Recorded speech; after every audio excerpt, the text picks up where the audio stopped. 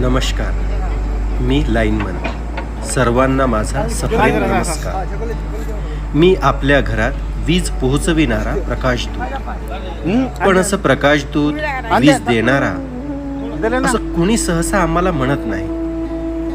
कारण आम्ही अदृश्य असणाऱ्या विजेसोबत काम करतो. तीच वीज जी प्रत्येकाच्या आयुष्यात प्रकाश आणते.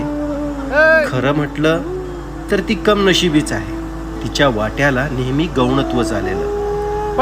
आता बघा ना, दिवाळीला किंवा शुभ कार्याप्रसंगी घरावर विजेच्या मदतीने केलेली रोषणाई घर अगदी लख प्रकाशमय करून टाकते.